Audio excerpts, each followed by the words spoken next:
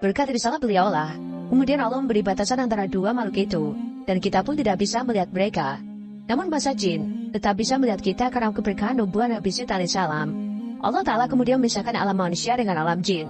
Maka, jika ada orang yang dianggap indigo, yang mengaku bisa melihat jin, sebenarnya yang mereka lihat itu adalah jelmaan jin, bukan melihat wujud jin yang aslinya.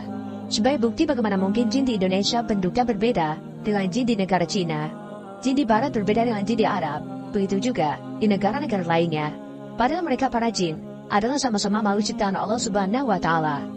Namun perlu kita ketahui bahwa ada juga makhluk ciptaan Allah dari golongan manusia dan hewan yang diberikan Allah Subhanahu wa Ta'ala kemampuan melihat wujud asli jin dan juga setan, yaitu para nabi dan rasul serta para wali Allah. Dan dari golongan binatang ialah keledai, anjing, dan ayam. Dari Abu Hurairah radhiyallahu an, Rasulullah bersabda, apabila kalian mendengar ayam jantan berkokok, maka mintalah karunia dari Allah, karena sesungguhnya ayam itu melihat malaikat.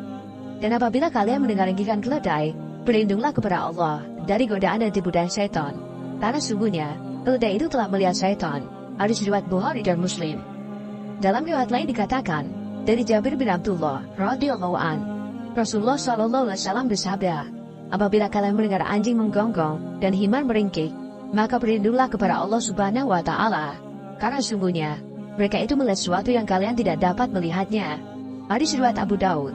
Sementara dari golongan para nabi sudah tidak asing lagi, seperti kisah para jin dan setan tunduk pada perintah Nabi Sulaiman alaihissalam, kisah iblis menemui Nabi Musa alaihissalam, kisah Nabi Yahya dan iblis, kisah Nabi Isa dan iblis, dan para nabi lainnya, sampai kisah Rasulullah dengan iblis. Rasulullah mencegah setan dan mengajarkan Al-Quran kepada bangsa jin. Begitu juga kisah Sayyidah Maryam bertemu dengan malaikat Jibril dan Syekh Abdul Qadir Al-Jailani yang didatangi setan ketika sholat. Kemudian kisah jin Ifrit yang ketahuan menyamar menjadi murid Imam Junaid Al-Baghdadi. Para jin muslim belajar ilmu agama kepada para wali, dan masih banyak lagi. Dan mereka para nabi dan para wali yang hidup jauh setelah zaman Nabi Syed alaihissalam, yang telah menutup dinding antara alam jin, setan, dan alam manusia. Namun dengan izin Allah, mereka mampu melihat alam jin dan alam malaikat. Wabil Munabi mengatakan bahwa Allah meninggal di zaman putranya Syed alaihissalam.